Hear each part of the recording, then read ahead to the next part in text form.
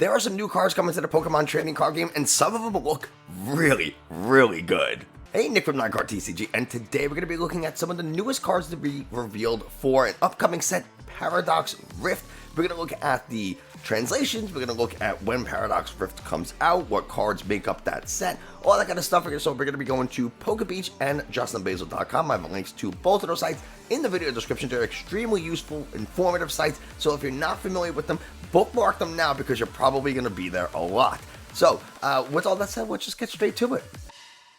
So here we are at PokeBeach. Paradox Rift officially previewed. This was a couple of days ago at the time of recording, and now we have some cards. The Pokemon Center has unexpectedly revealed its Elite Trainer Box for Paradox Rift. It's going to feature Iron Valiant, which is Paradox Pokemon based on Gardevoir and Gallade. Here's a close-up of the ETB, which I think is really nice. I love the green and pink colors kind of working together there. So, as posted before, Paradox Rift will release on Friday, November 3rd. Pre-releases will take place from October 21st through the 29th. We expect our set to be comprised of the cards from September's Raging Surf and October's Ancient Roar and Future Flash. These have not been officially revealed in Japan yet, so if you're not familiar, Japan gets sets more regularly than we do, and then they combine those sets to make our English or, sets outside of Japan. So Japan is having Raging Surf release in September, and then in October they're going to get Ancient Roar and Future Flash. It's going to be, like a dual set that they do it all the time. So those three sets from Japan will combine to make our November Paradox Rift. And we haven't seen all the cards for Raging Surf. We started to get a few of them. We don't know any cards in Ancient Roar and Future Flash. So it'd be really cool to see what comes up. But now, what are the cards that we have seen, and are they any good? So now we're at JustinBasil.com, and you can see that there are a few Pokemon EXs, there's a couple of supporters, and even a few tools. And we're going to start with the Pokemon tools because I think they're actually very interesting. The first one we're going to talk about is a TM.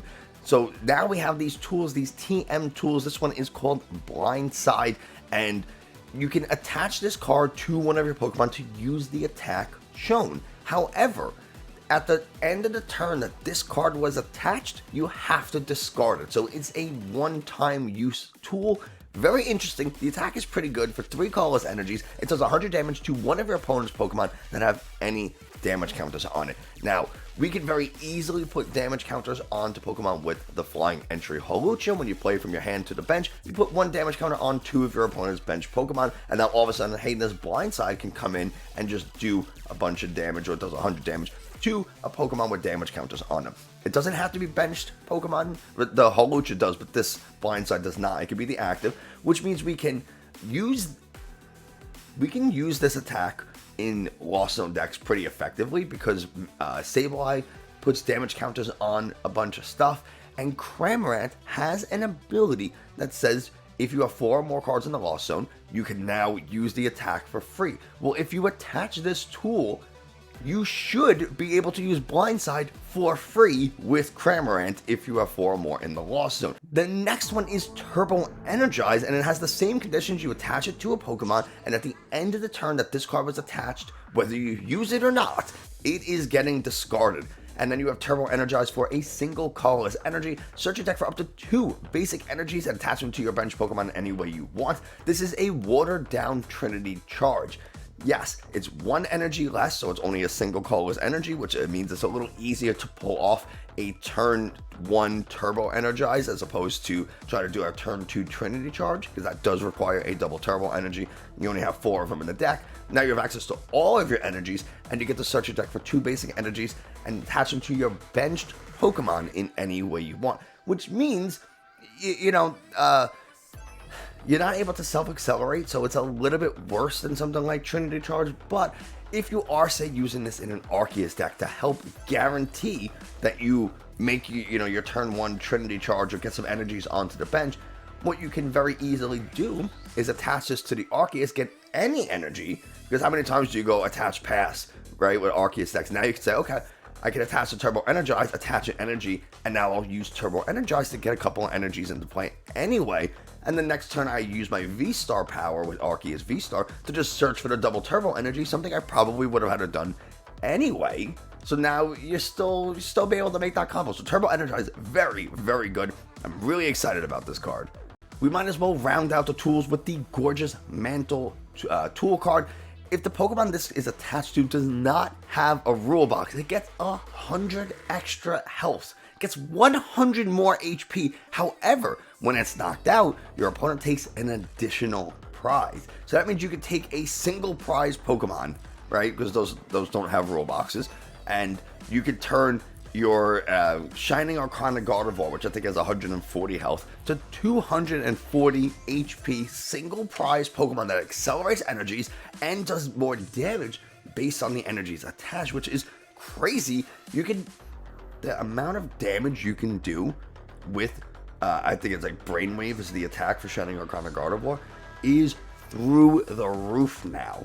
And that's really kind of annoying. But when it gets KO'd, your opponent's not taking one prize, they're taking two. It's kind of a cool balanced trade-off. You can get more use out of a particular Pokemon. However, because you're getting that more use, it's more valuable, and your opponent gets an extra prize. So I think it's a really cool trade-off. How many times you've been like, oh man, I would win next turn if my opponent just didn't KO this Cramorant with theirs, or I would win next turn if this, whatever, had 10 more health or 20 more health. Now Gorgeous Mantle can give you that turn. It can give you that extra time with a particular non-rule box Pokemon to make something happen. Very, very cool. Before we talk about the Pokemon EX, we might as well talk about the supporters. Larry, everybody's favorite gym leader. Me, as a 33-year-old, I can relate to this guy so much. Flip a coin. If heads, search your deck for up to 2 Pokemon, reveal them, put them into your hand. If tails, search your deck for a basic Pokemon, reveal it, put it into your hand. Not crazy about this, simply because we have things that kind of do this already. We have Ultra Ball, discard 2 cards from your hand, get any Pokemon you want. Sure, this says get 2, but there's a 50% chance that you're not going to be able to get an evolution Pokemon. You're going to be stuck getting a basic. Sure, you're getting something either way, but it's the same issue we have with Capturing Aroma. 50% of the time, you're not getting the type of Pokemon you want. Whether you want a basic and you flip heads and you get an evolution, well, that kind of stinks. Or you need a heads to get an evolution and you flip tails, and it's like, well, I guess I'm getting a basic, and you have to take some other route. You have to put a 2 prize bench liability if you're playing Lugia. You have to get a Lumineon to get a Burnett. Like, there are things we can do, but they might not be the optimal play for that turn. And Larry being a supporter with a 50% chance to get the thing you want just doesn't feel really good to me. Plus, it's not even like, and then draw 3 cards, right? Or, draw 3 cards and search it. There's no draw power to it, so I'm not super crazy about it. I'm sure someone will be able to make something happen with this, but we could play Jacques. Jacques lets you search your deck for 2 evolution Pokemon, put them into your hand. That's a guaranteed. Sure, you're stuck to get evolution Pokemon, but if you're looking for 2 evolution Pokemon, then you just get them with Jacques. If you're playing something like Arceus Duraludon Umbreon or Arceus Flying Pikachu Umbreon, you play Adventurous Discovery because that lets you get 3 Pokemon V and you're using Pokemon V. So I think is probably a very specific use case for Larry, just not very big on it. The other supporter that is really cool is Rika. Look at the top 4 cards of your deck, put 2 of them into your hand, and then shuffle the other 2 and put them on the bottom of your deck. Now, there is a very similar thing here to Colress's Experiment, which says look at the top 5 cards of your deck, put 3 in your hand, and 2 go into the Lost Zone, never to be used again for the rest of the game. So you're seeing fewer cards with Rika, however, you're preserving your resources. So, depending on the type of deck you're playing, you may want to look at consider using Rika or Colress's Experiment. Do you absolutely have to see the maximum number of cards possible? It's usually a good idea because the more cards you see, the more options you have, and the more options you have, the more likely you are to be able to make a good play, or at least a better play. So, Rika lets you see 4. 5 is obviously better than 4, but if you need to conserve your resources, well, Colress, you can't do that. Rika, you can. You're also getting fewer cards from Rika. You're only getting 2 into your hand, whereas Colress, you're getting 3. The number of times I've had a Colress and I drew, the perfect number of cards to play what I need, and then Ultra Ball because I got 3 cards off of the Colress and I needed that 3rd card. It didn't matter what it was. I was just going to discard it with Ultra Ball anyway. You might not have that with Rika because you're only getting the 2, right? So take it when you're considering what to play in your deck. Think about how important is resource management for your deck. Remember, you're also not thinning the deck as well with Rika. You're looking at 4, 2 go into your hand, 2 go back to the bottom. So you only thin the deck of 2 cards, whereas with Corvus, you're guaranteed thinning 5, because 3 are going to your hands and those other 2 are gone from the game. They don't go back to the bottom of the deck. So deck thinning, resource management, how many cards do you need to see, all that kind of stuff is going to be really, really important for you to think about and decide whether you're going to play Corvus or Rika. Me personally, probably still going to play Corvus, but we'll see how that changes. And now we have 5 new Pokemon EX to take a look at. We're going to start with the Frostlass. I'm not crazy about Frostlass. 250 health, Grass Terror type, uses water energies though. They all have the Terror trait that, as if they're on the bench, they can't be damaged by attacks from your opponent's Pokemon. So ignore the Terror trait up here, or the Terror attribute, whatever you want to call it.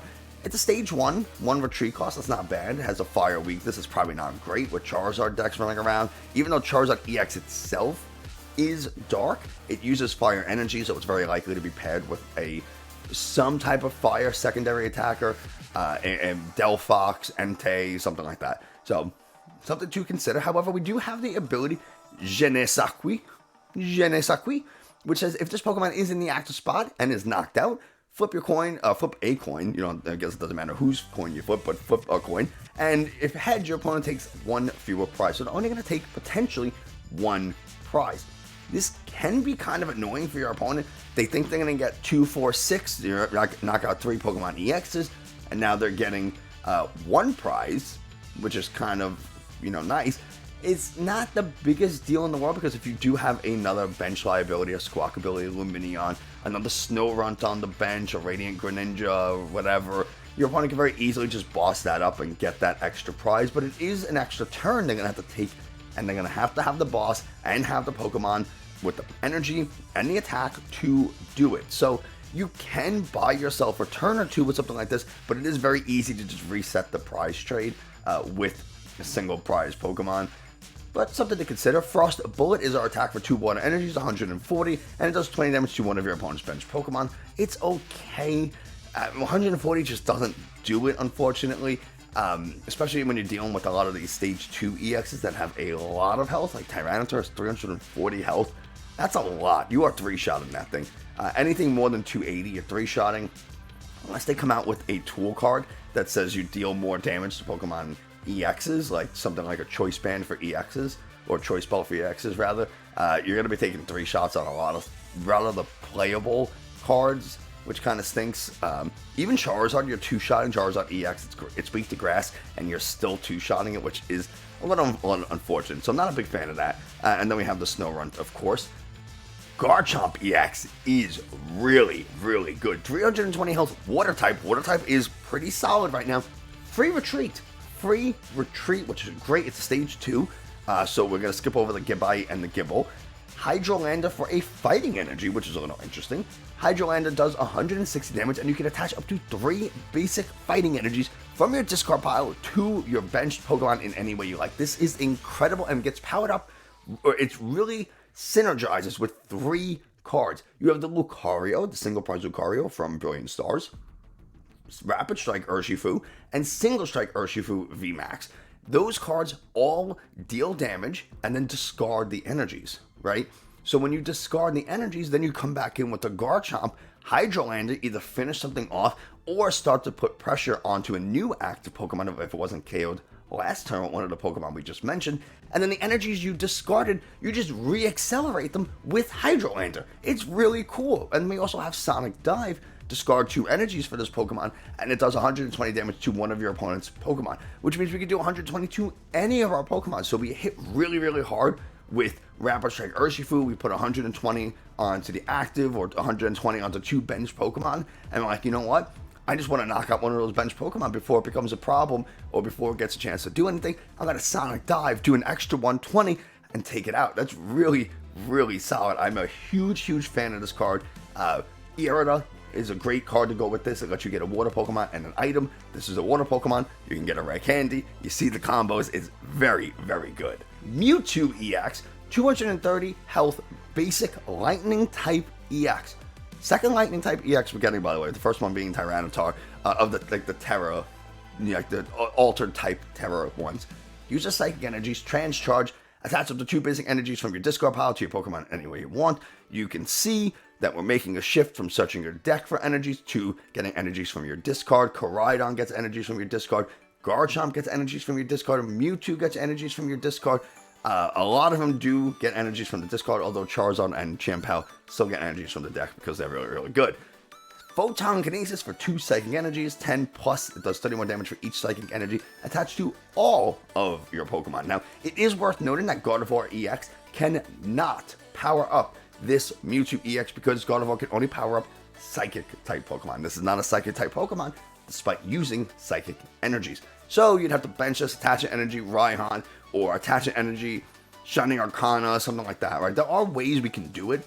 Poppy lets you move energies from one Pokemon to another. There are things we can do to power this up in a single turn.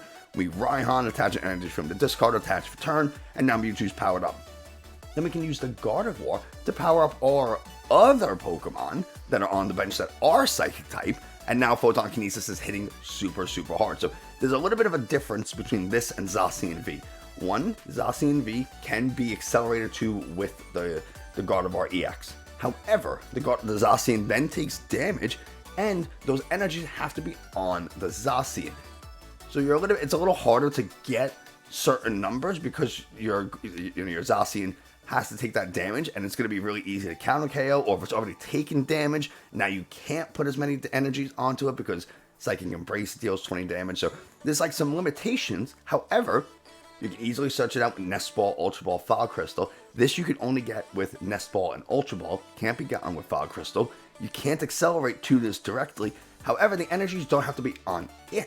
It has to be on everything else, which means you can spread damage out onto your other Pokemon, so you're not piling a massive amount of damage onto a single Pokemon, waiting for it to be taken out, and your opponent gets 2 easy free prizes. So, kind of cool. It's weak to fighting, which is unusual for a Mewtwo, and has a retreat cost of 2. I think it's interesting. I'm sure Gardevoir will try it out and play it. It's also really nice into things like Lugia and the Garchomp that we just looked at, Palkia decks, like all this, like a bunch of random things that this can provide some nice coverage to. So it's interesting at the very least. And I don't think Psychic needed any more help, but here we are. Groudon's not very good. We're not going to talk about it. There's the Gible, there's the Gabite. Now we got Skeledirge EX. So we're seeing the starters, Paldean starters, get new EXs with different types. And this one has a Metal Terra type, which is pretty interesting. 330 health, stage 2. Explosive Song. Once during your turn, discard a fire energy from your hand in order to use this ability. During your turn, your Pokemon's attacks do 60 more damage to your opponent's active Pokemon. What? If you have multiple Skeledirge EXs in play that have the Explosive Song, they each discard fire energies, and now you're doing 60, 120, 180 more damage. Rasta Burn for 2 fire energies, 160 damage. Not affected by any effects on your opponent's active Pokemon, so you are Shred, you're weak to fire, 3 retreat cost. This is really solid. It's just unfortunate there's not a ton that Metal hits for weakness, but you don't really care as much because you could just do a bunch of extra damage with the Explosive Song, so that's kind of cool. I do expect this to be like a one-of if you're going to play like Skeledirge. Skeledirge EX, the fire one, already does pretty good damage, but it does less damage as it gets, takes damage. So if it's taking 100 damage, it does 100 less, for example. So now we can go ahead and recover that damage with something like Explosive Song by just discarding fire energies. The problem is getting those fire energies into the hand, and then you have to discard them and you're not attaching them. There are combos we can do. You cannot use Magma Basin onto this Skeledirge EX because it's a metal type.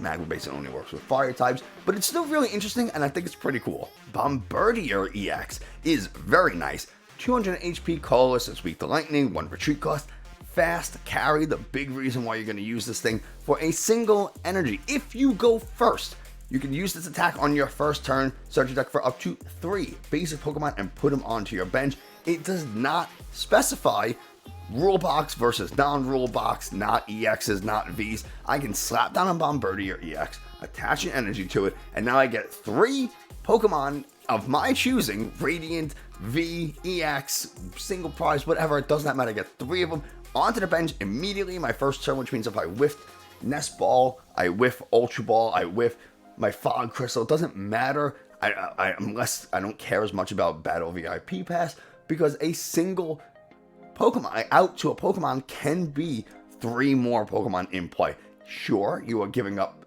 2 potential prizes. However, this could be paired with Penny. If it takes damage and isn't KO'd, it gets paired with Sharon's Care. There are some things we could do to get this Bombardier out of play. Thornton it into something else that you discard from your hand. There's like some really cool combos we can make happen with this, and I'm really excited to see what people do. I think it's a very good card. And then speaking of getting it out of play, Shadow Wind for a 3 colorless, 130, and then shuffle those Pokemon and all cards attached to it back into your deck.